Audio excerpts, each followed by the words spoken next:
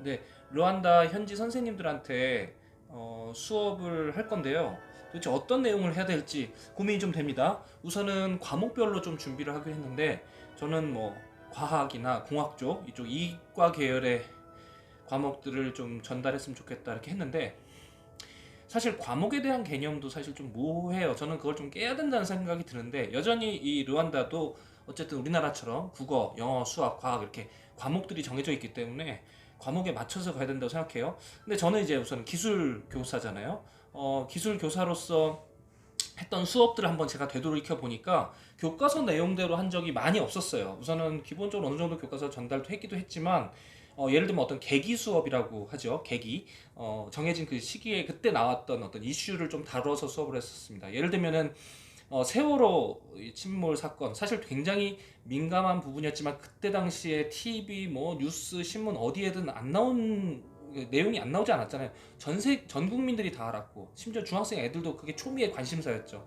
이거를 여러 가지 영역에서 분석해 볼 수 있지만 과학 기술에서는 어떻게 볼 수 있을까? 배가 왜 침몰했을까? 그 안에 있는 어떤 평형수 문제 그리고 그 화물을 고박이라고 하죠. 결박해 놓은 거에 대한 분량에 대한 문제, 유체역학, 맹골수도라고 하죠. 그 해수역에서 어떤 소용돌이 현상이나 뭐 이런 바로 급회전할 때 생길 수 있는 그런 쏠림 현상 등등 유체역학적인 부분들 이런 다양한 부분들에 대해서 학생들한테 직접 조사해보고 알아보도록 했어요. 나와 있는 뉴스들도 많았고요. 또 찾아보면 그때 당시에 막 뉴스에서 참고 자료들로 나왔던 다양한 또는 뭐 인터넷 가짜 뉴스들도 되게 많았고요. 다양한 이런 내용들을 아이들한테 직접 조사해보기 위해서 파워포인트 그때 당시 구글 슬라이드죠. 구글 슬라이드로 발표하게 해보고 또 유체역학에 대한 조사 유튜브 조사해서 유튜브 내용도 구글 슬라이드에다가 삽입시키고요. 학생들과 1대1 토론할 수 있도록 플립그리드라는 도구를 이용해서 아이들이 생각하고 있는 부분들을 말로 설명하게 각자 자기들이 말로 설명하게 했고요. 그 다음에 관련된 책을 제가 또 소개해 줘서 같이 읽기도 했고요. 그 다음에 실제로 모여서 토론을 아이들과 다 같이 찬반 토론을 했습니다. 이후에 찬반이란다. 관련된 걸로 이야기를 서로 나누는 시간들을 가졌었고요. 발표했었고 그 다음에 구글 닥스로 자기의 생각을 글로 적게 했죠. 그러면 한 가지 주제를 가지고 세월호에 대한 한 가지 주제를 가지고 정말로 다양한 방법을 도구들을 여러 가지 사용해서 아이들이 학습하게 했습니다. 또 한 번은 2017년도죠. 우리 문재인 정부가 처음 집권하면서 많이 그 공약 중에 한 가지였던 것이 고리원전 폐로. 부산 기장에 있는 고리원전 40년 넘는 그 노후 원전을 폐로시켰습니다. 그 이후에 신고리 원전 5호기, 6호기를 건설하던 중에 멈췄는데 공사를 재개할 것이냐 말 것이냐에 대해서 대국민 담화 토론회, 대국민 토론회, 갑자기 그 단어가 기억이 안 나네요. 공론화위원회. 예. 그래서 국민 공론화위원회 이제 결정을 이제 냈었죠.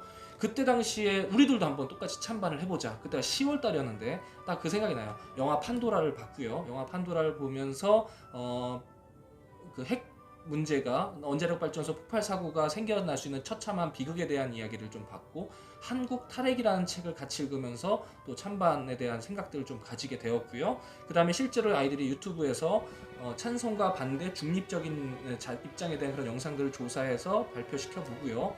구글 슬라이드에다가 또 발표 조사를 해서 하게 했고 마지막으로 구글 닥스에다가 나는 찬성인지 반대인지에 대해서 글로 작성하고 그것을 또 실제로 토론으로 찬성과 반대편에 놓고 토론도 해보고 이런 식으로 한 가지 주제를 두고 다양한 방식으로 수업을 했었습니다. 이런 걸 계기 수업이라고 하는데요. 사실 이런 것들이 가져다 줬던 것들은 기술 교과에 국한된 것이 아니라 그 안에 있는 정치적인 부분들, 경제적인 부분들, 역사, 그리고 과학, 공학, 다양한 영역의 것을 한꺼번에 같이 공부할 수 있었던 거죠. 과목을 넘어서는 겁니다. 이제 앞으로의 학습은 이렇게 어떤 과목에 국한되는 것이 아니라 이 아이들이 이걸 통해서 배울 수 있는 것이 무엇인지 어떤 그 능력에 대한 부분들을 찾아내는 게 더 중요한 시대가 됐다라는 생각이 좀 듭니다. 그래서 사실 이 르완다에서 선생님들한테 저는 그러면 제가 했었던 세월호처럼 또는 제가 했었던 그런 원자력 발전소에 대한 이야기처럼 그러면 이 선생님들한테 그럴 수 있을 만한 주제가 무엇일까 지금 고민이에요. 도구는 여러 가지 쓸 수 있어요. 뭐 플립그리드라는 토론 도구, 뭐 구글 닥스 문서 도구, 구글 슬라이드로 발표 도구, 다양한 것들 도구를 쓸 수 있고 책도 볼 수 있고 유튜브도 볼 수 있고 해서 한 가지 주제에 대해서 여러 가지 도구를 사용합니다. 그렇기 때문에 ICT 도구는 여기에서는 그냥 정말 도구일 뿐이죠. 네, 그냥 도구일 뿐입니다. 근데 이걸 가지고 무엇을 배울 수 있는가에 대한 부분을 고민해 봐야 돼요. 그런데 이 르완다에서는 어떤 이슈를 다뤄주면 좋을까? 저는 여기 살아보지 않았잖아요. 여기 뭐 사람들의 어떤 국민성, 문화를 잘 모르잖아요. 그래서 그 주제를 좀 정해야 됩니다. 지금 그런 고민을 하고 있는 중에 있습니다. 어쨌든 선생님들에게